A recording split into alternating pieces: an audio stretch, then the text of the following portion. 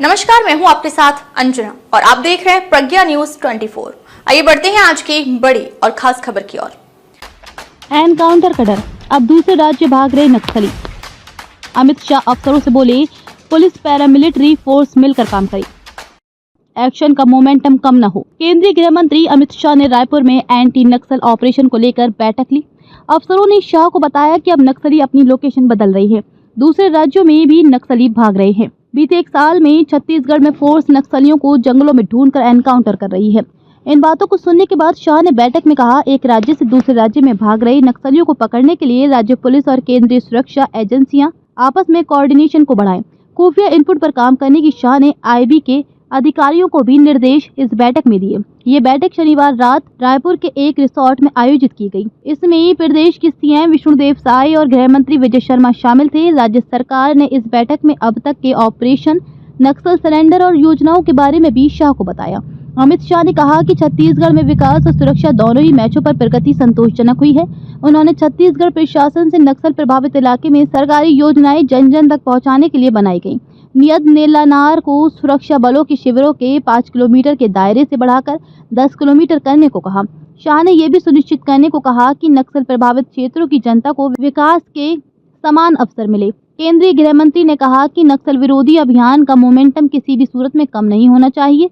बैठक में शाह ने अफसरों से कहा कि नक्सलवाद को खत्म करके 31 मार्च 2026 के दिन को ऐतिहासिक बनाना है।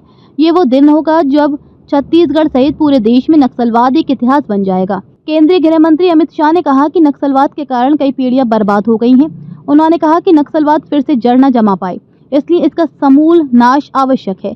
गृह मंत्री ने यह भी कहा कि नक्सलियों के खिलाफ जारी लड़ाई को बिखरने नहीं देना है।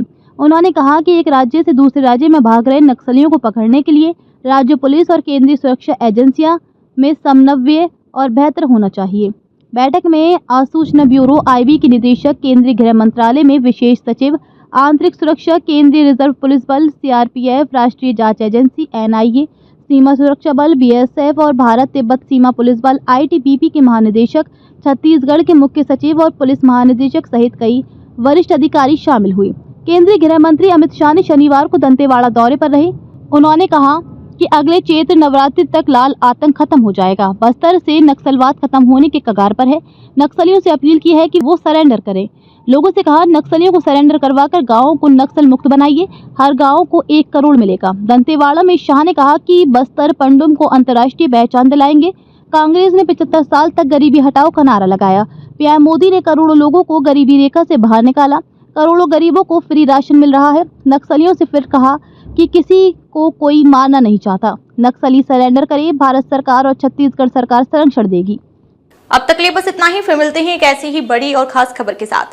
तब तक लिए नमस्कार और देखते रहिए प्रज्ञा न्यूज 24।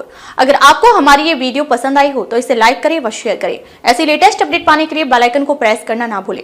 अगर आप हमें फेसबुक या फिर इंस्टा के माध्यम से देख रहे हैं तो हमारे पेज को फॉलो जरूर करें। धन्यवाद।